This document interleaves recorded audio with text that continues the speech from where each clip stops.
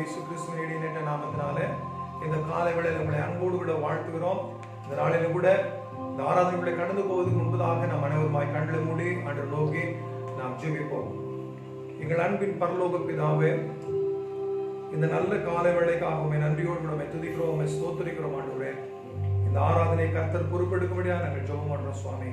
இந்த ஆராதனை எங்களோடு கூட கலந்து கொள்கிறோம். ஒவ்வொரு பிள்ளைகளுடைய வீடுகளிலும் பரிசுத்த ஆவியாருடைய அபிஷேகம் இறங்கும்படி ஜெபிக்கிறேன் சுவாமி. உங்களுடைய வல்லமை இறங்கும்படி ஜெபிக்கிறேன் ஆண்டவரே. ஒவ்வொருவரோடு கூட கர்த்தர் இடைப்படுவீராக. முழு இருதயத்தோடு உம்மை துதிக்க ஆண்டவரே, முழு இருதயத்தோடு உம்மை மகிமைப்படுத்த கர்த்தர் உதவி செய்வீராக. இயேசுவின் நாமத்தில் ஜெபிக்கிறோம். ஜெபம் கேளும் ஜீவனுள்ள நல்ல பிதாவே, ஆமென், ஆமென். நம் அனைவருக்கும் தெரிந்த எந்த கண்மலை ஆனவரே, என்னை காக்கும் தெய்வம் நீனே என்ற பாடலை மகிழ்ச்சியோடு கூட கரங்களை தட்டி சந்தோஷமாய் பாடுங்க. எல்லாருமா பாடுங்க, மகிழ்ச்சியோடு கூட பாடுங்க. பாடுவோமா? ஆமென், ஹalleluya. Oh, praise the Lord. ஆமென். இயேசுவே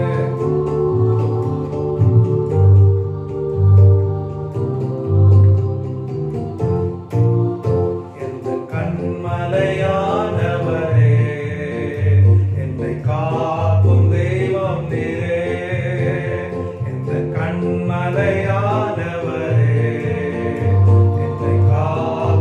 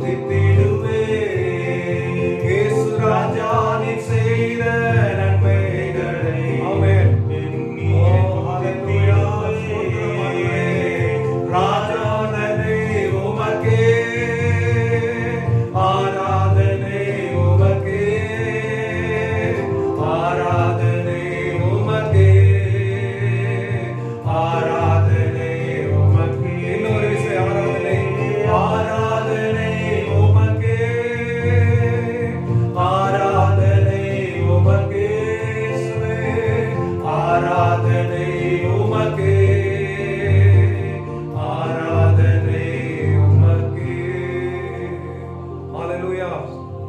சங்கீதத்தின் ஒரு பகுதியை நாம் வாசிக்க கேட்போம்.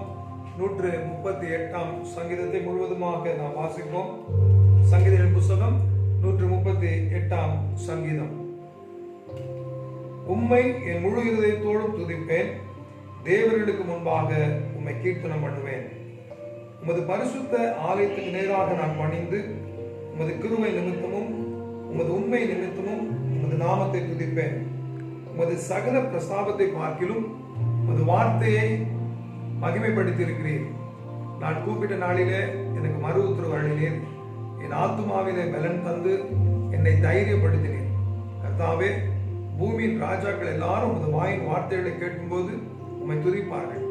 கர்த்தரின் மகிமை பெரிதாயிருப்பதினால் அவர்கள் கர்த்தரின் வழிகளை பாடுவார்கள். கர்த்தர் உயர்ந்தவராயிருந்தும் தாழ்மை உள்ளவனை நோக்கி பார்க்கிறார், மேட்டிமையுள்ளவனையோ தூரத்திலிருந்து அறிகிறார். நான் துன்பத்தின் நடுவில் நடந்தாலும் நீர் என்னை உயிர்ப்பிப்பீர். என் சத்துருக்களின் கோபத்துக்கு விரோதமாக உமது கையை நீட்டுவீர். உமது வலதுகரம் என்னை ரட்சிக்கும். கர்த்தர் எனக்காக யாவையும் செய்து முடிப்பார். கர்த்தாவே, உமது கிருபை என்றும் உள்ளது. உமது கரத்தின் கிரியைகளை நெகிழ விடாதிருப்பீராக. வாசிக்க வேண்டிய வேத பாடம் வாசித்தாயிற்று. தேவனே, உமக்கே மகிமை உண்டாவதாக. ஆமென். அருமையான காலை வேளையில தேவனை ஆராதிக்க வந்திருக்கிறோம். நாம் இருக்கிற இடத்துல எழுந்து நின்று ஒரு சில நிமிடம் உள்ளத்தின் ஆழத்திலிருந்து, அப்பா உமக்கு நன்றி, அப்பா ஆண்டவரே உமக்கு ஸ்தோத்திரம். ஆண்டவரே, இந்த நிலைமையிலும் நீர் ஒரு நாளும் எங்களை பாதுகாத்து வருவதற்காக ஸ்தோத்திரம். அப்பா ஆண்டவரே, நீர் நல்லவர், வல்லவர், போதுமானவராய் இருப்பதற்காக நன்றி. அப்பா அப்பா நீர் ஸ்தோத்திரம் ஸ்தோத்திரம் என்று உள்ளத்தின் ஆழத்திலிருந்து நம்ம ஸ்தோத்திரம் பண்ண போறோம். ஸ்தோத்திரம் தேசுநாதா, உமக்கென்றும் ஸ்தோத்திரம் தேசுநாதா. ஸ்தோத்திரம் தேசுநாதா, உமக்கென்றும் ஸ்தோத்திரம் தேசுநாதா. ஸ்தோத்திரம் செய்கின்ற உம்மறியாத்திரம் நாமத்தின் ஸ்தோத்திரம் செய்கின்ற உம்மறியாத்திரம் நாமத்தின் நன்றி. இத்தனை மகத்துவமுள்ள பதவி புழுக்காலாய் எங்களுக்கு, இத்தனை மகத்துவமுள்ள பதவியும் புழுக்காலாம் எங்களுக்கு. எத்தனை மாதயவு என் கிருபை, எத்தனை ஆச்சரியம். எத்தனை மாதயவு என் கிருபை, எத்தனை ஆச்சரியம். கரங்களை உயர்த்தி ஸ்தோத்திரம் இயேசுநாதா, ஸ்தோத்திரம் இயேசுநாதா, உமக்கென்றும் ஸ்தோத்திரம் இயேசுநாதா. ஸ்தோத்திரம் இயேசுநாதா, உமக்கென்றும் ஸ்தோத்திரம் இயேசுநாதா. ஸ்தோத்திரம் செய்கின்ற திருநாமத்தின் அப்பா, இந்த காலை வேளையில அப்பா ஸ்தோத்திரம் ஸ்தோத்திரம் ஸ்தோத்திரம். ஆண்டவரே அப்பா, நீர் செய்த நன்மைகளுக்கு ஸ்தோத்திரம். நம்ம ஒண்ணு புரிஞ்சுக்கணும், ஸ்தோத்திரம் வற்புறுத்தி வரக்கூடாது, உள்ளத்தின் ஆழத்திலிருந்து வரணும். கர்த்தர் செய்த நன்மைகளை நம்ம நினைக்கும் போது உள்ளத்தின் ஆழத்திலிருந்து தானாகவே ஸ்தோத்திரம். அப்பா, நீ செய்த நன்மைகளுக்காக நன்றி ஆண்டவரே. ஸ்தோத்திரம் ஸ்தோத்திரம் ஸ்தோத்திரம் ஆண்டவரே. அப்பா, பாவியா இருந்தனே, நீர் என்னை மீட்டு கொண்டீரே, உமக்கு ஸ்தோத்திரம் ஆண்டவரே. உளையான சேற்றிலிருந்து எங்களை தூக்கி எடுத்தீரே, உமக்கு ஸ்தோத்திரம் ஆண்டவரே. அப்பா, எத்தனையோ பேர் ஆண்டவரே எப்படியெல்லாம் மரித்து போறார்கள், ஆனா ஆண்டவரே உடைய கிருபைகளை தாங்கி கொண்டு வருவதற்காக ஸ்தோத்திரம் ஆண்டவரே. இந்த காலை வேளையில ஆண்டவரே நாங்கள் உண்மை ஸ்தோத்தரிக்கிறோம் அப்பா, ஸ்தோத்தரிக்கிறோம் அப்பா.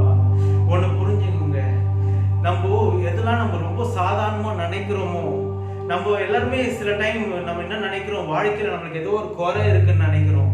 ஆனா நம்ம எதெல்லாம் குறைன்னு நினைக்கிறோமோ அது நிறைய பேருக்கு அது ஒரு பெரிய ஒரு விஷயமா இருக்குது. நம்ம சாதாரணமா நினைக்கிற ஒரு சாப்பாடு அநேகருக்கு ஒரு ஏக்கமா இருக்கிறது. நம்ம சாதாரணமா நினைக்கிற ஒரு சுகம், நம்ம சுகமோடு பலத்தோடு நம்ம சுத்தி கொண்டிருக்கிறோம். ஆனா அது நம்ம சாதாரணமா நினைக்கிறோம். ஆனா எத்தனையோ பேர் அதை ஏங்கி கொண்டிருக்கிறார்கள். நம்ம சாதாரணமா சுவாசிக்கிற இந்த மூச்சு எத்தனையோ பேர் இன்னைக்கு மிஷின்ல நிறைய கேள்விப்படுறோம்.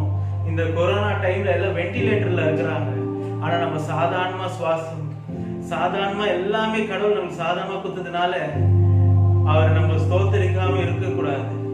அப்பா நமக்கு ஸ்தோத்திரம் ஆண்டவரே.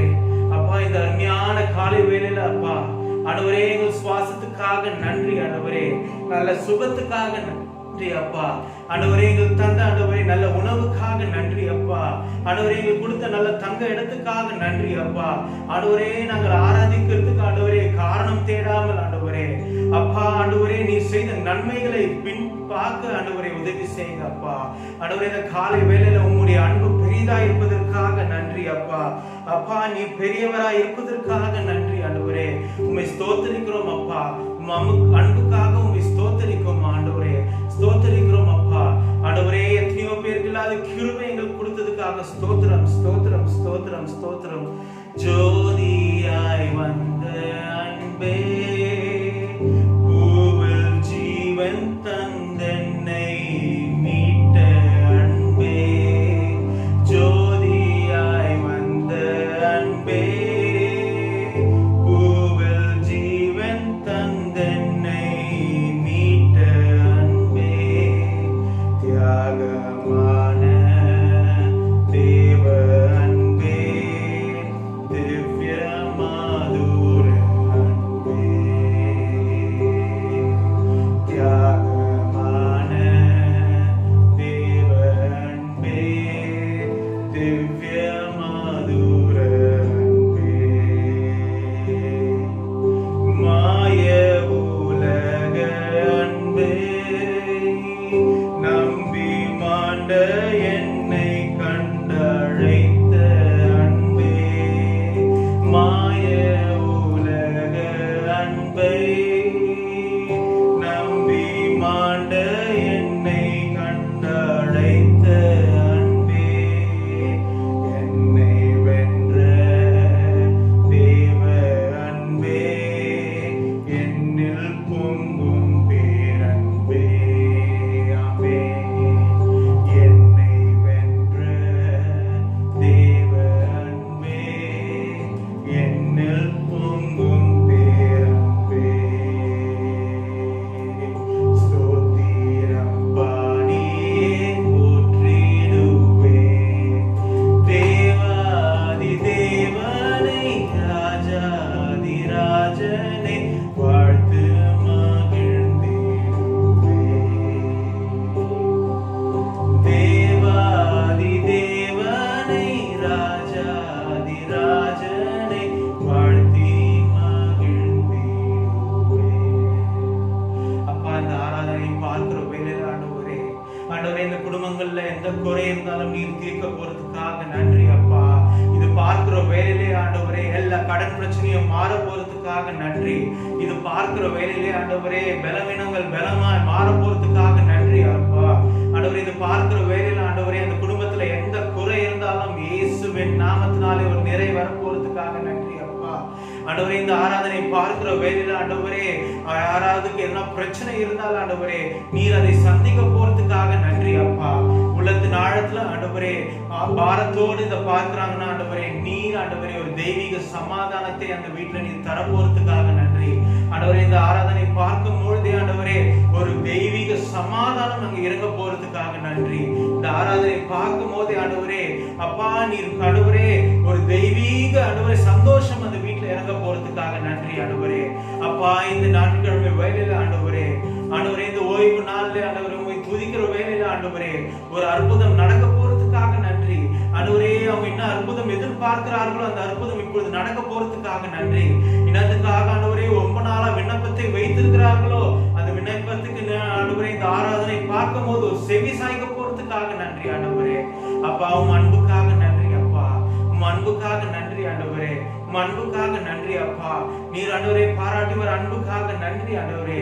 உங்களுடைய கிருபை இல்லைன்னா நாங்க எங்க அப்பா ஆண்டவரே. ஆண்டவருடைய கிருபைக்காக நன்றி ஆண்டவரே. ஆண்டவருடைய கிருபைக்காக நன்றி அப்பா.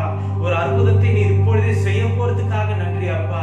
ஆண்டவரே நீர் ஒரு அற்புதத்தை செய்ய போறதுக்காக நன்றி அப்பா.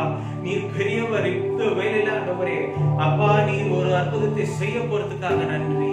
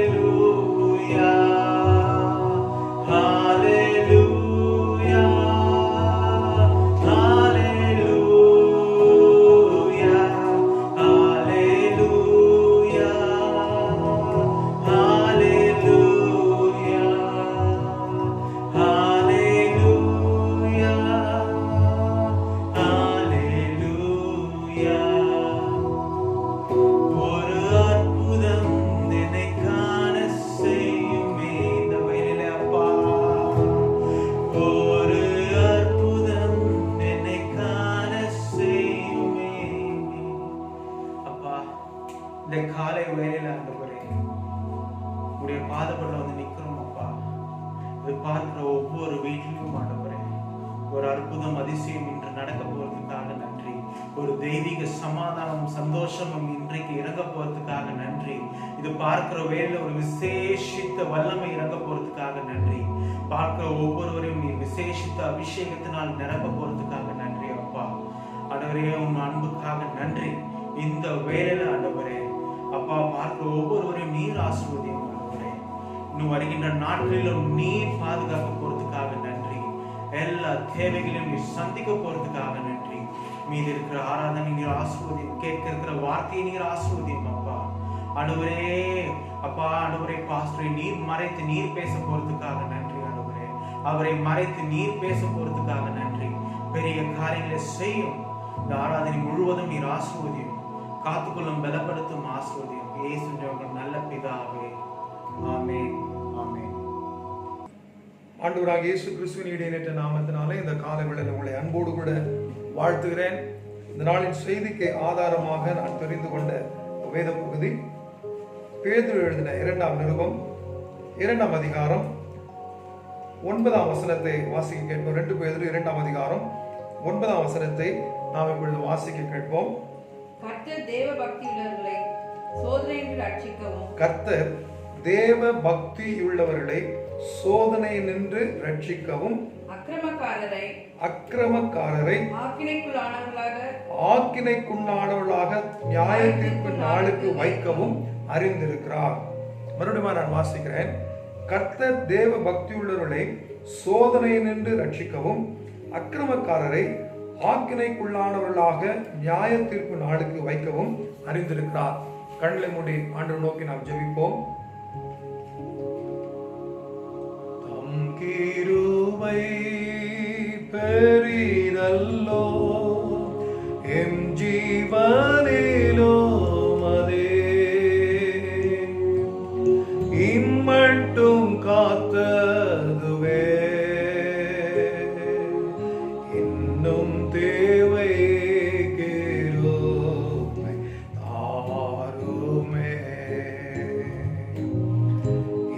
இன்னும் தேவை கிருபை தாருமே. பரிசுத்த பிதாவே, இந்த காலவேளையில் எங்களோடு நீர் பேசும்படியா நாங்கள் ஜெபிக்கிறோம். வார்த்தைகளை நாங்கள் கேட்க வேண்டும் சுவாமி. ஒரு மனிதனுடைய வார்த்தைகளை நாங்கள் கேட்கக்கூடாது. கர்த்தர் எங்களோடு இடைபெறுவீராக. இயேசுவின் நாமத்தில் ஜெபிக்கிறோம் பிதாவே. ஆமென், ஆமென். அன்பானவர்களே, மீண்டுமாய் உங்களை அன்போடு கூட இந்த காலை வேளையில வாழ்த்துகிறேன். வேத வசனம் 2 பேதுரு அப்போஸ்தலன் இப்படி எழுதுகிறார். 2 பேதுரு புத்தகம் 2ஆம் அதிகாரம் 9ஆம் வசனத்தை வாசிக்க கேட்டோம். பேதுரு அப்போஸ்தலன் தெளிவாக ஒரு வசனத்தை, ஒரு வார்த்தையை சொல்லுகிறார். கர்த்தர் தேவ பக்தி உள்ளவர்களை சோதனையினின்று ரட்சிக்கவும் அக்கிரமக்காரரை ஆக்கினைக்குள்ளானவர்களாக நியாய தீர்ப்பு நாளுக்கு வைக்கவும் அறிந்திருக்கிறார். கர்த்தர் ரட்சிக்கிறவராகவும் இருக்கிறார். ஆனால் நியாய தீர்ப்பு நாளுக்கு ஜனங்களை நியாய தீர்ப்புக்கு ஒப்பு கொடுக்கிறவராகவும் ஆண்டவர் இருக்கிறார். ஒன்றை நன்றாய் கவனித்துக் கொள்ளுங்கள். இன்றைக்கு தேவ பக்தியோடு கூட தேவனுக்கு பிரியமான ஒரு வாழ்க்கையை, கர்த்தருக்கு பிரியமான ஒரு வாழ்க்கையை, பரிசுத்தமான ஒரு வாழ்க்கையை நீங்களும் நானும் அனுசரிப்போமேயானால் எல்லா தீங்குக்கும் தேவன் ரட்சிக்கிறவராக இருக்கிறார். முதல்ல இன்னைக்கு அதை நன்றாய் புரிந்து கொள்ளுங்கள். தேசத்துல சூழ்நிலைகள் எல்லாம் எதிராக இருக்கிறது. பயங்கரங்கள் நிறைந்த ஒரு தேசத்துக்குள்ளே இப்ப நாம் இருக்கிறோம். சூழ்நிலைக்குள்ளே நாம் இருக்கிறோம். எல்லா இடங்களிலும் வியாதியின் கிருமிகள், போராட்டங்கள், உபத்திரவங்கள், எதிர்மறையான சூழ்நிலைகள் எல்லாம் இருந்து கொண்டிருக்கிறது. இந்த சூழ்நிலைகளிலே நீங்களும் நானும் கர்த்தருக்கு உள்ளே நாம் இருப்போமே ஆனால், கர்த்தருடைய பிள்ளைகளாக இருப்போமே ஆனால், இந்த கர்த்தருடைய பிள்ளைகள் என்று சொல்லுகிறது அவன் நானும் கர்த்தருடைய பிள்ளை அப்படி சொல்லுகிறது அல்ல. உண்மையாகவே அவராலே தெரிந்து கொள்ளப்பட்ட, மறுபடியும் பிறந்த அனுபவத்தோடு கூட ரட்சிக்கப்பட்ட தேவனுடைய பிள்ளையாக நீங்களும் நானும் இருப்போம் என்று சொன்னால் நீங்களும் நானும் பயப்பட வேண்டியதில்லை. ஏனென்றால் வேதம் சொல்லுகிறது, தேவ பக்தியுள்ளவர்களை சோதனை நின்று ஆண்டவர் ரட்சிக்கிறவராக இருக்கிறார். நன்றாக புரிந்து கொள்ளுங்க. இரண்டாவது, அக்கிரமக்காரரை நியாய தீர்ப்பு நாளிலே அழிவுக்கு ஏதுவாக தேவன் வைத்திருக்கிறார். இதே அதிகாரத்துல நான் வாசிக்க கேட்போம். 2 பேதுரு புத்தகம் 2ஆம் அதிகாரம் 6ஆம் வசனத்தை நாம் வாசிக்க கேட்போம். 2 பேதுரு 2:6. சோதோம் கொமோரா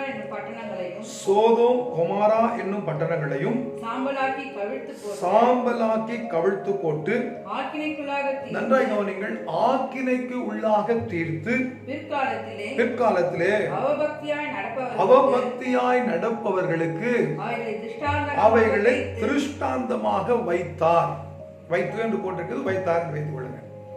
இந்த சோதோம் கொமோராவையும் ஆண்டவர் அழித்து சாம்பலாக்கி போட்டு ஆக்கினைக்குள்ளாக தீர்த்து பிற்காலத்திலே அவபக்தியாய் நடக்கிறவர்களுக்கு அவைகளை திருஷ்டாந்தமாக வைத்தார். சோதம் குமாரா அழிக்கப்பட்டது பாவத்தினாலே நிறைந்த ஒரு பட்டணம், அசுத்தத்தினாலே நிறைந்த ஒரு பட்டணம். தேவன் இப்படிப்பட்ட பட்டணங்களை அழிப்பதற்கு தயாராகி விடுகிறார். அப்படி அதை அன்றைக்கு சோதம் குமாராவை அழித்த பொழுது இன்றைக்கு பேதுரு அப்போஸ்தலன் இப்பொழுது அதை எழுதுகிறார். எப்படி எழுதுகிறார்னா, அன்றைக்கு அழிக்கப்பட்ட அந்த சோதம் கொமாரா இன்றைய காலத்திலே அது திருஷ்டாந்தமாக, இன்றைய காலத்திலே வாழ்கிறவர்களுக்கு திருஷ்டாந்தமாக வைக்கப்பட்டிருக்கு. அப்படியானால் பாவம் பெருகுகிற இடத்திலே தேவனுடைய அழிவு உண்டாகும், அக்கிரமம் பெருகுகிற இடத்திலே தேவனுடைய கோபம் உண்டாகும். நீங்க வாசித்து பாருங்க, ஆதியாகமம் புத்தகம் 6ஆம் அதிகாரம் 5ஆம் வசனத்தை நான் வாசிக்க கேட்போம். ஆதியாகமம் 6ஆம் அதிகாரம் 5ஆம் வசனம். இந்த வசனங்கள் எல்லாம் நீங்க நிறுத்தி நிதானமா கொஞ்சம் நல்ல கவனித்து இந்த செய்தியை நீங்க கேளுங்க. அப்படி நீங்க தள்ளி விட்டுறாதீங்க, நீங்க நிதானமாக இதை கேளுங்கள். வாசிக்க கேட்போம். ஆதியாகமம் 6ஆம் அதிகாரம் 5ஆம் வசனம். மனுஷனுடைய அக்கிரமம் பூமியிலே பெருகினது என்றும் இந்த மனுஷனுடைய இருதயத்தின் நினைவுகளின் தோற்றமெல்லாம் நித்தமும் பொல்லாதது என்றும் கர்த்தர் கண்டு தாம் பூமியிலே மனுஷனை உண்டாக்கினதற்காக கர்த்தர் மனஸ்தாபப்பட்டார். நல்லா கவனிங்க, இந்த மனுஷனுடைய இருதயத்தின் நினைவுகள் எல்லாம் எப்படி இருக்கு தெரியுமா? நித்தமும் பொல்லாததா இருக்கிறது. இதை கர்த்தர் கண்டு மனஸ்தாபப்படுகிறார். இந்த பூமியில மனுஷனை உண்டாக்கினதற்காக கர்த்தர் மனஸ்தாபப்படுகிறார். ஏன்? இந்த மனுஷனுடைய இருதயத்தின் நினைவுகள் எல்லாம் நல்ல நினைவுகளாக இல்லை, மனுஷனுடைய இருதயத்தினுடைய சுபாவங்கள் எல்லாம் நல்ல சுபாவங்களாக இல்லை. மனுஷனுடைய இருதயத்தின் காரியங்கள் எல்லாம் நித்தமும் அணு தினமும் பொல்லாததா இருக்கிறது என்று கர்த்தர் காண்கிறார். அதனால அங்க என்ன நடக்கிறது? 7ஆம் வசனத்துல நீங்க வாசித்து பார்ப்பீர்கள் என்று சொன்னால், வாசிக்க கேளுங்க 7ஆம் வசனத்தை. அப்பொழுது கர்த்தர் நான் சிருஷ்டித்த மனுஷனை பூமியின் மேல் வைக்காமல் மனுஷன் முதற்கொண்டு மிருகங்கள், ஊரும் பிராணிகள், ஆகாயத்து பறவைகள் எல்லாவற்றையும் நிக்கிரகம் பண்ணுவேன் ஆண்டவர் சொல்லுகிறார். இந்த மனுஷனுடைய இருதயம் நித்தமும் பொல்லாததாக இருக்கிறதுனால ஆண்டவர் கண்டு இந்த மனுஷன் நிமித்தமாய் மனுஷனை சார்ந்து இருக்கிற அத்தனையும் தேவன் நிக்கிரகம் பண்ணுகிறார், நிக்கிரகம் பண்ணி விடுகிறார். ஏன்? மனுஷனுடைய இருதயம் பொல்லாத இருதயமாக இருக்கிறது. பொல்லாத இருதயம் நிறைந்த இருதயம், பொல்லாத இருதயம் நிறைந்த மனிதனாக இந்த மனுஷன் வாழ்ந்து கொண்டிருக்கிறாங்க. 9ஆம் வசனத்தில் சொல்லுகிறது, இப்படிப்பட்ட சூழ்நிலையில கொஞ்சம் நான் அதுக்கு முன்னாடி விளக்கமாக சொல்லிடுறேன். இந்த பொல்லாத இருதயம் இருக்கிறதுனாலதான் இந்த தேசம் அழிக்கப்படுகிறது. இந்த பொல்லாத இருதயம் இருக்கிறதுனாலதான் ஆசீர்வாதங்கள் அழிக்கப்படுகிறது, குடும்பத்தின் ஆசீர்வாதங்கள் அழிக்கப்படுகிறது, சமாதானம் அழிக்கப்படுகிறது, நிம்மதி அழிக்கப்படுகிறது. ஏன்? பொல்லாத ஒரு இருதயம். மார்க் எழுதின சுவிசேஷம் 7ஆம் அதிகாரம் 21, 22, 23 வசனங்கள் நான் சொல்லுகிறேன், வாசிங்க. மனுஷனுடைய இருதயத்துக்குள்ளிருந்து பொல்லாத சிந்தைகளும், விபச்சாரங்களும், வேசித்தனங்களும், களவுகளும், பொருளாசைகளும், காமவிகாரமும், வன்கண்ணும், தூஷணமும், பெருமையும், மதிகேடும் புறப்பட்டு வரும். மனுஷனுடைய இருதயத்துக்குள்ளிருந்து புறப்படுகிற இவைகளெல்லாம் மனுஷனை தீட்டுப்படுத்தும் என்று வேதத்தில் எழுதியிருக்கிறது. தீட்டுப்படுத்த தேவனோடு கூட அவனுக்குள்ள உறவை துண்டித்து விடுகிறது. பொல்லாத இருதயம் மனுஷனுடைய இருதயத்துக்குள்ள வாசிங்க. மார்க் 7ஆம் அதிகாரம் 21ஆம் வசனத்தை நீங்க வீட்டுல வாசித்து பாருங்க, வேதத்தை வச்சிருக்கிறவங்க திறந்து பாருங்க. மார்க் 7:21. மனுஷனுடைய இருதயத்துக்குள்ள இருந்து பொல்லாத சிந்தைகள், விபச்சாரங்கள், வேசித்தனங்கள், களவுகள், காமவிகாரங்கள், இவைகளெல்லாம் இந்த தேசத்திலே, இந்த பட்டணங்களிலே இன்றைக்கு பெருகி இருக்கிறபடினாலதான், இவைகளெல்லாம் பெருகி இருக்கிறபடினாலே தேவன் உக்கிரமான ஒரு கோபத்தோடு கூட இப்பொழுது இறங்கி இருக்கிறார். ஆனா ஆண்டவர் நல்லவர், ஆண்டவர் கிருபை உள்ளவர், இரக்கம் உள்ளவர், நீதி உள்ளவர். அவர் செய்கிற காரியம் என்ன சொன்னா, இப்படி ஒரு பயங்கரமான மனுஷனுடைய இருதயங்கள் பொல்லாத இருதயங்களா இருந்த பொழுது அந்த பட்டணத்துல நோவா என்கிற ஒரு நீதிமான் இருந்தார். நீங்க வாசிங்க, நான் சுருக்கமாக சொல்லிவிட்டு போக விரும்புகிறேன். இந்த நோவாவை குறித்து வேதம் என்ன சொல்லுகிறது? அதே 6ஆம் அதிகாரம் 9ஆம் வசனத்திலே வாசிக்கிறோம். நோவா தன் காலத்திலே உத்தமனாய் இருந்தார், தேவனோடு கூட சஞ்சரித்தார். நோவா இந்த பொல்லாத சூழ்நிலை நிறைந்த உலகத்துல, பொல்லாத இருதயமுடைய மக்கள் வாழ்ந்து கொண்டிருந்த நாட்களிலே தன்னுடைய இருதயத்தை நோவா பரிசுத்தமாய் காத்துக் கொண்டார். தன்னுடைய இருதயத்திலே நோவா உத்தமனாய் இருந்தார். நோவா தேவனோடு கூட சஞ்சரித்தார். நடந்தது என்ன தெரியுமா? ஒரு நீதிமான் தேவனோடு கூட சஞ்சரித்தபடினாலே, உத்தமனா இருந்தபடினாலே, நோவாவுக்கு 6ஆம் அதிகாரம் 8ஆம் வசனம் சொல்லுகிறது, கர்த்தருடைய கண்களில் கிருபை கிடைத்தது. நோவாவுக்கோ கர்த்தருடைய கண்களிலே கிருபை கிடைத்தது. அருமையான கர்த்தருடைய பிள்ளையே, இந்த சூழ்நிலை கொஞ்சம் பாருங்க. எங்கே பார்த்தாலும் கொரோனா வைரஸ், எங்கே பார்த்தாலும் பயங்கரமான சூழ்நிலைகள், எங்கே பார்த்தாலும் மரணங்கள், எங்கே பார்த்தாலும் திகில்கள், பயந்து கொண்டிருக்கிறாங்க. நீ நீதிமானாய் தேவனோடு கூட சஞ்சரிக்கிறவனாய் இருப்பாயானால் வாழ்க்கையில அழிவு உனக்கு வராது. உனக்கு கர்த்தருடைய கண்களிலே கிருபை கிடைக்கும். உன்னிடத்தில் ஒரு காரியத்தை தான் ஆண்டவர் எதிர்பார்க்கிறார். நீ தேவனுக்கு முன்னாய் உத்தமனாய் இருக்க வேண்டும், தேவனோடு கூட சஞ்சரிக்கிறவனாய் இருக்க வேண்டும். பொல்லாத இருதயம் எடுக்கப்பட்டு போக வேண்டும். பொல்லாத இருதயம் இருந்தால் அழிக்கப்படுவாங்க. நடந்தது என்ன தெரியுமா? தேவன் வானத்தின் மதகுகளை திறந்தார். வானத்தின் மதகுகளை திறந்தபடினாலே அந்த பட்டணமே முழுவதுமாக அழிக்கப்பட்டது. நோவாவும் அவருடைய குடும்பம் பேழைக்குள்ளவே பத்திரமாய் பாதுகாக்கப்பட்டார்கள். கர்த்தருடைய பிள்ளையே, இன்றைக்கு காலையில் ஆண்டவர் உனக்கு சொல்கிறார், சூழ்நிலை எல்லாம் எதிராக இருக்கிறது, பயம் நிறைந்த சூழ்நிலை இருக்கிறது. இயேசு என்ற பிழைக்குள்ளே நீ வருவாயானால் கர்த்தர் உன்னை உன் குடும்பத்தையும் ஆசீர்வதிப்பார். இயேசு என்ற பிழைக்குள்ள நீ வரணும். எப்படி வரணும் தெரியுமா? உன் இருதயம் உத்தமமான இருதயமா மாறணும். இந்த பொல்லாத இருதயம் இருக்கவே கூடாது. அசுத்தமான இருதயம், அசுத்தமான சிந்தையுடைய இருதயங்கள், அசுத்தமான காரியங்கள் இதெல்லாம் நீக்கி போடணும். இயேசுவின் இருதயத்துக்குள்ள மாறும் என்று சொல்லும் பொழுது இயேசுவின் பேழைக்குள்ளே நீ இருப்பாய். இயேசு கிறிஸ்துவின் பேழைக்குள்ளே நீ வந்துட்டான்னு சொன்னா நீ மாத்திரமல்ல, உன் முழு குடும்பம் உன்னாலே பாதுகாக்கப்படும்.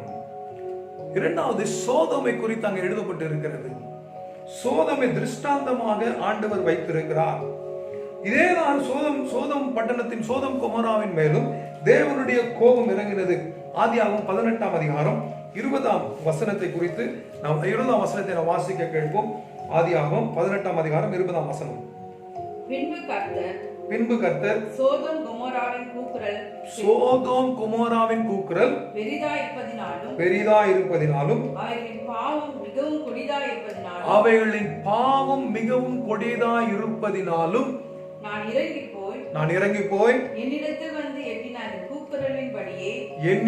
வந்து எட்டின அதன் கூக்குரலின்படியே அவர்கள் செய்திருக்கிறார்களோ இல்லையோ என்று பார்ப்பேன். ஆண்டவர் இறங்கி வந்து பார்க்கிறார். ஆண்டுடைய கண்கள் இந்த பூமியின் மேல் உலாவிக் கொண்டிருக்கிறது. உண்டு பாவத்தை அவர் பார்க்கிறார். சோதோமின் பாவத்தை தேவன் பார்த்தார். சோதோமின் விபச்சாரங்களை தேவன் பார்த்தார். சோதோமின் அசுத்தங்களை தேவன் பார்த்தார். சோதோமின் அருவருப்புகளை தேவன் பார்த்தார். என்ன நடந்தது தெரியுமா? சோதோமை அழிக்கும்படி தேவன் இறங்கினார். வேதம் சொல்லுகிறது 19ஆம் அதிகாரம் 13ஆம் வசனத்துல வாசித்து பார்த்தோம் சொன்னால், இந்த ஸ்தலத்தை அழிக்க போகிறதற்காக கர்த்தர்களை அனுப்பினார் என்று தூதர்கள் சொல்வார். வாசிங்க 19ஆம் அதிகாரம் 13ஆம் வசனம். நாங்கள் இந்த ஸ்தலத்தை அழிக்க போகிறோம். இவருடைய கூக்குரல் கர்த்தருடைய சமூகத்தில் பெரிதா இருக்கிறது. இந்த சோதோமை அழிக்க கர்த்தர் எங்களை அனுப்பினார் என்று சோதோம் குமாராவுக்கு அனுப்பப்பட்ட 3 புருஷர்கள், தேவனுடைய புருஷர்கள் அங்கே சொல்லுகிறார்கள். அழிப்பதற்காக இறங்கு ஆண்டவராலே அனுப்பப்பட்ட புருஷர்கள். சோதோமுடைய பாவம், சோதோம் குமாரனுடைய பாவம் பெருகி இருந்தது. அந்த தேசத்திலும் கூட கர்த்தர் லோத்துவை சந்தித்தார், லோத்துவை ரட்சித்தார். லோத்துவை தன்னுடைய குடும்பத்தில் சொல்லுகிறார், தேவன் அழிக்க போகிறார், வாருங்கள். கேட்கல யாரும். இன்றைக்கு அநேக தேவனுடைய ஊழியக்காரர்கள், தேவனுடைய பிள்ளைகள் புலம்பி சொல்லிக் கொண்டே இருக்கிறாங்க. இயேசுவின் வருகை நெருங்கி கொண்டிருக்கிறது, இயேசுவின் வருகை நெருங்கி கொண்டிருக்கிறது என்று சொல்லிக் கொண்டிருக்கிறார்கள். ஆனால் நாம் கேட்கிறதில்லை.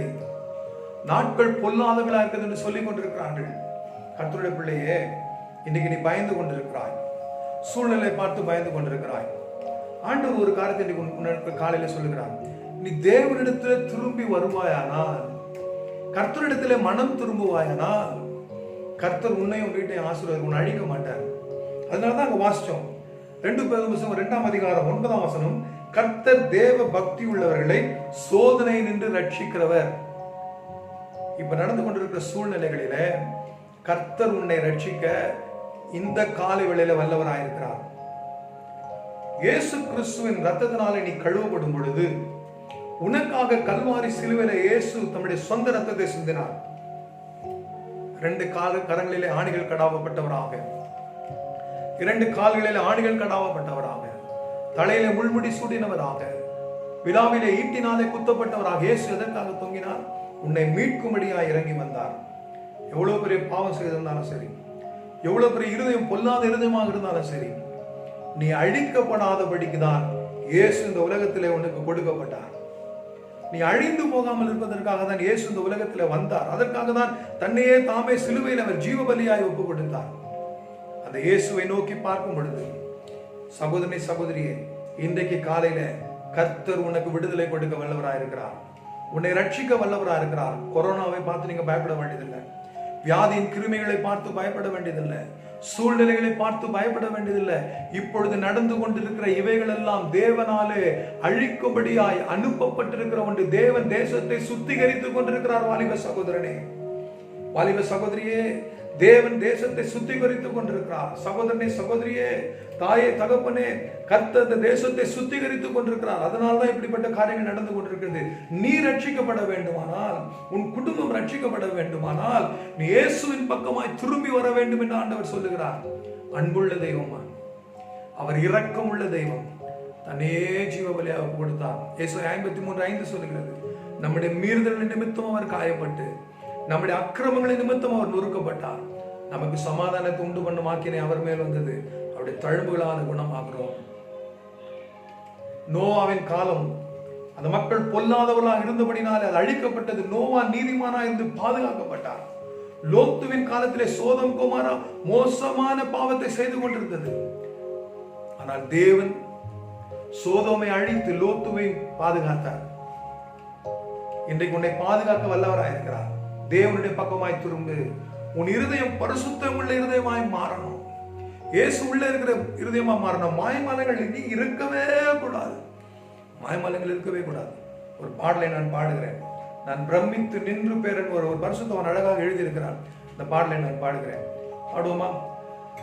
நான் பிரமித்து நின்று பேரன் பிரவாகத்தை நோக்கி பார்த்தேன். என் உள்ளத்தில் மெய் சமாதானம் சம்பூரணமாயடைந்தேன். மாத்தூய உதிரத்தால் என் பாவம் நீங்க கண்டு இசையரின் ரட்சிப்பினார் நான் ஆறுதல் கண்டடைந்தேன். முன்னாளில் இவ்வாறுதல் காண ஓயாமல் பிரயாசப்பட்டேன்.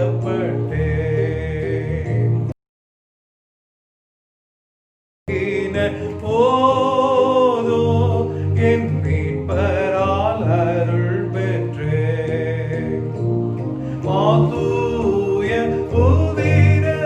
உதிரத்தால் என் பாவம் நீங்க கண்டு இசையரின் ரட்சிப்பினார் நான் ஆறுதல் கண்டடைந்தேன். என் நேரமும் உன்னிய நாதர் என் பக்கத்தில் விளங்குவார். தம்முகத்தின் அருள் பிரகாசம் என் பேரிலே வீச செய்வார். ஆமென். மாத்தூய உதிரத்தால் என் பாவம் நீங்க கண்டு இசையரின் ரட்சிப்பினார் நான் ஆறுதல் கண்டடைந்தேன். அருமையான கர்த்தருடைய பிள்ளைகளே, தேவனுடைய பக்கமாய் நீ திரும்பும்போது கர்த்தர் உன்னை ஆசீர்வதிப்பார், குடும்பத்தை ஆசீர்வதிப்பார். அதற்காக தான் அவர் தம்முடைய சொந்த ரத்தத்தை உனக்காக சிந்திருக்கிறார். கடைசியாக நான் சொல்லி நான் முடிக்க ஆசைப்படுகிறேன். 2 பேதுரு புஸ்தகம் 2ஆம் அதிகாரம் 10ஆம் வசனத்தை நான் வாசிக்க கேட்போம். 2:10. விசேஷமாக அசுத்த இச்சையோட மாம்சத்துக்கு ஏற்றபடி நடந்து கர்த்தத்துவத்தை அசட்டை பண்ணுகிறவர்களை அப்படி செய்வார்.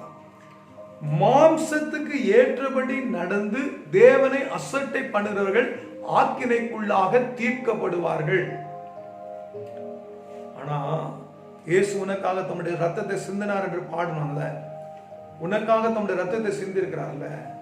இன்னைக்கு கர்த்தருடைய பக்கமா நீ திரும்பி வரும் பொழுது அந்த ஆக்கினைக்கு நீ தப்பப்படுவாய். மகனே, மகளே, சகோதரனை, சகோதரி, நீ தப்பப்படுவாய். இனி காலம் செல்லாது, இனி காலம் செல்லாது. தேவன் பரிசுத்தத்தை விரும்புகிறார், உத்தமத்தை விரும்புகிறார். இனிமேல் நம்முடைய ஆராதனைகள், நாம் பாடுகிறது, நாம் கர்த்தரை துதிக்கிறது எல்லாம் பரிசுத்தமாய் இருக்க போகிறது. எல்லாம் பரிசுத்தமாய் மாற போகிறது. அந்த நாட்கள் வருகிறது. நீங்க பாருங்க, அந்த நாட்களை கர்த்தர் கொண்டு இனிமேல் நடனம் புரிகிறது, ஆடுறது, பாடுறதெல்லாம் இருக்கு. நின்று கர்த்தரை மகிமைப்படுத்துகிற அந்த பரிசுத்த நாட்களை தேவன் கொண்டு வருகிறார். கடைசியாக ஒரு வசனத்தை சொல்லி நான் முடிக்கிறேன். ரோமருக்கு எழுதின நிருபம் அப்போஸ்தலனாகிய பவுல் ரோமருக்கு எழுதுகிறார். 12ஆம் அதிகாரம் 1-2 உள்ள வசனங்களை நாம் வாசிக்க கேட்போம். அப்போஸ்தலனாகிய பவுல் ரோமருக்கு எழுதின நிருபம் 12ஆம் அதிகாரம் 1-2 வசனங்களை நாம் வாசிக்க கேட்போம். அப்படி இருக்க சகோதரரே, நீங்கள் உங்கள் சரீரங்களை பரிசுத்தமும் தேவனுக்கு பிரியமுமான ஜீவ பலியாக ஒப்பு கொடுக்க வேண்டும் என்று தேவனுடைய இரக்கங்களை முன்னிட்டு உங்களை வேண்டிக் கொள்ளுகிறேன். இதுவே நீங்கள் செய்யத்தக்க புத்தியுள்ள ஆராதனை. அழகா எழுதினார். உங்கள் சரீரங்களை பரிசுத்தமும் தேவனுக்கு பிரியமான ஜீவ பலியாக ஒப்பு கொடுக்க வேண்டும். இந்த நாட்களில் அவர் வருகிறார். அவர் பூமியை நியாயத்திற்கு வருகிறார். அவர் பூலோகத்தை நீதியோடும் ஜனங்களை சத்தியத்தோடு நியாயத்திற்கு போகிறார். இப்ப நீங்க செய்ய வேண்டிய காரியம் என்ன தெரியுமா? உங்கள் சரீரத்தில் பரிசுத்தமுள்ளவர்களாய் மாறணும். உங்கள் சரீரங்களை ஜீவ பலியாக ஒப்பு கொடுக்கணும். தேவனுக்கு பிரியமான ஜீவ பலியாக ஒப்பு கொடுக்கணும். ஆண்டவர் இதை சொல்றார். இதுதான் நீங்க செய்யத்தக்க புத்தியுள்ள ஆராதனை. ஆடுறது, பாடுறது, ஓடுறது, ஜம்ப் பண்றது, இதெல்லாம் புத்தியுள்ள ஆராதனை இல்லை. ஏன்னா அவர் வரப்போகிறார். அந்த காலம்லாம் பயிற்சி முடிஞ்சிருச்சு. நடனம் ஆடினது, சுற்றி சுற்றி ஆடினது, இதுக்கெல்லாம் ஒரு முடிவு வந்து விட்டது. ஆண்டவர் சொல்றார், உன் இருதயம் பரிசுத்தமுள்ள இருதயமா இருக்கணும். உன் சரீரம் பரிசுத்தமுள்ள சரீரமா மாறணும். ஜீவ பலியா உன்னை சரீரத்தை நீ ஒப்பு கொடுக்கணும். அப்படின்னா என்ன? இந்த உலகத்திற்குரிய காரியங்களில் நீ சம்பந்தமா கலக்க கூடாது. பிசாசோடு கூட நீ நடக்க கூடாது. பிசாசுடைய காரியங்களில் நீ ஈடுபடக்கூடாது. அசுத்தமானவனை செய்யக்கூடாது. இந்த சரீரத்துல தான் அந்த பாவத்தெல்லாம் செய்து கொண்டிருக்கிறோம். இருதயத்துல, சிந்தையில, கரங்களில, கால்களில செய்து கொண்டிருக்கிறோம். ஆண்டவர் சொல்லுகிறார், சரீரம் பரிசுத்தம் உள்ள ஜீவ பலியாய் கர்த்தருக்கு ஒப்பு கொடுக்க வேண்டும். இரண்டாவது, இந்த பிரபஞ்சத்திற்கு ஒத்த வேஷம் தெரியாமல், இந்த பிரபஞ்சத்திற்கு, இந்த உலகத்திற்கு ஒத்த வேஷத்தை தேவனுடைய பிள்ளைகள் தரிக்க கூடாது. சினிமா பாடல்களை போல பாடல்கள், சினிமா நடனங்களை போல நடனங்கள், ஆராதனைகளிலே தேவனுடைய கோபம் இறங்கி இருக்கிறது. எது சினிமா பாட்டு, எது கர்த்தருடைய பாட்டு தெரியல. தேவ கோபம் இறங்கி இருக்கிறது. பவுல் எழுதுகிறார், இந்த பிரபஞ்சத்திற்கு ஒத்த வேஷம் தெரியாமல் தேவனுடைய நன்மையும் பிரியமும் பரிபூர்ணமான சித்தம் என்று பகுத்தறியத்தக்கதாக உங்கள் மனம் புதிதாகிறதுனாலே மறுரூபமாகுங்கள். மறுரூபமாயிடுங்க. பழைய ரூபம் எல்லாம் தூக்கி போடுங்க. பழைய மனுஷனை களைந்து போட்டு உள்ளத்திலே புதிதான ஆவி உள்ளவர்களாகி புதிய மனுஷனை தரித்துக் கொள்ளுங்கள் என்று எபேசியருக்கு எழுதின பவுல் அப்போஸ்தலன் எழுதுகிறார். புதிய மனுஷனாக இயேசுவை தரித்துக் கொள்வோம், மறுரூபமாவோம், தேவனுடைய ஆக்கினைக்கு தப்பித்துக் கொள்வோம். இந்த சூழலெல்லாம் பார்த்து பயப்படாதீங்க. இயேசுவும் கூட தான் நீ பயப்பட வேண்டியது. கர்த்தர் உன்னை ரட்சிக்கிறார். தேவ பக்தியுள்ள கர்த்தர் ரட்சிக்கிறார். உனக்கு தேவ பக்தி இருந்தால் உன்னையும் உன் குடும்பத்தையும் கர்த்தர் ரட்சிப்பார். கண்ணில் மூடி ஆண்டவர் நோக்கி நாம் ஜெபம் பண்ண போறோம். எல்லாரும் கண்ணில் மூடி, ஆண்டவரே உம்மை நோக்கி நாங்கள் பார்க்க சுவாமி, எங்கள் மீது நீர் கிருபையாய் இறங்கும் ஆண்டவரே. இந்த காலை வேளையில ஆசீர்வாதமான வார்த்தைகளை தேவன் கொடுத்திருக்கிறார். நீ அழிந்து போகாதபடிக்கு காக்கப்பட வேண்டும் என்று கர்த்தர் இந்த காலை வேளையில இது ஒரு ஆசீர்வாதமான ஒரு வார்த்தை. இந்த பயங்கர சூழ்நிலையில பயந்து கொண்டிருக்கிறாய மகனே, விடுதலை கொடுப்பதற்காக தேவன் உனக்கு கொடுத்த ஆசீர்வாதமான வார்த்தை. உன் வீட்டு வாசற்படியில இப்பொழுது கர்த்தர் நின்று கொண்டிருக்கிறார். உன் வீட்டு வாசல் அருகில கர்த்தர் நின்று கொண்டிருக்கிறார். உன் பக்கத்துல கர்த்தர் நின்று கொண்டிருக்கிறார். மனம் திரும்பு என்று ஆண்டவர் சொல்கிறார். மனம் திரும்பு, மனம் திரும்பு. வாலிப தம்பி, மனம் திரும்பு. தங்கச்சி, நீ மனம் திரும்பு. அசுத்தமான காரியத்தை மனம் திரும்பு. சகோதரனே, சகோதரியே, நீ மனம் திரும்பு, ரட்சிக்கப்படு. உண்மையாய் கர்த்தருக்கு இருதயத்தில் இடம் கொடு. உண்மையாய் இடம் கொடுங்க. ஞாயிற்றுக்கிழமை மாத்திரம் ஆராதனை போறவங்க இல்லை, ஏதோ யாரோ பாக்குறாங்கிறதுக்காக ஜெபம் அல்ல. உண்மையாய் உங்க இருதயத்தில் ஜெபம் பண்ணு. உண்மையாய் கர்த்தரை தேடு. கர்த்தருடைய வாசல் அண்டை நின்று ஆசையாய் தட்டும். நேசரேசு உன்னை அழைக்கிற அந்த பாடலை நம்ம பாடலாமா? எல்லாரும் தெரிந்த ஒரு பாடல மகிழ்ச்சியோட பாடுவோமே. வாசலண்டை நின்று ஆசையாய் தட்டோ, நேசரேசுவுக்குள் உள்ளம் திறவாயோ. வாசலண்டை நின்று ஆசையாய் தட்டோ, நேசரேசுவுக்குள் உள்ளம் திறவாயோ. பாவி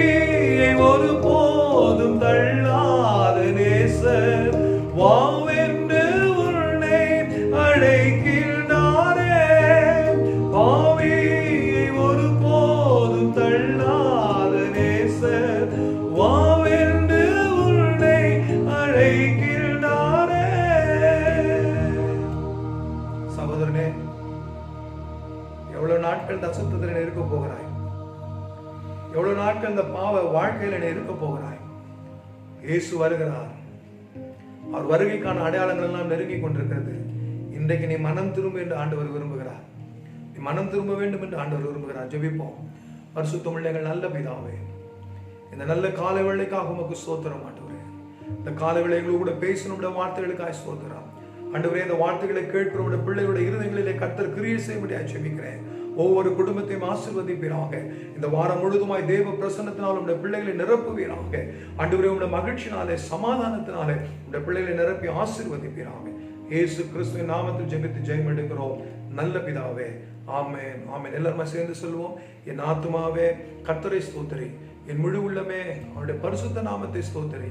என் ஆத்துமாவே கர்த்தரை ஸ்தோத்திரி, அவர் செய்த சகல உபகாரங்களை மறவாதே. ஆமென், ஆமென்.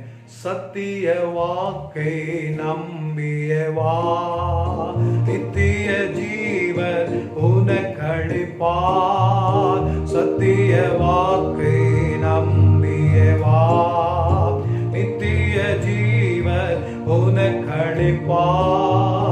உன் பேரை ஜீவ புஸ்தகத்தில் உண்மையாயிருந்து எழுதிடுவார். வருவாய் தருணம் இதுவே அழைக்கின்றாரே.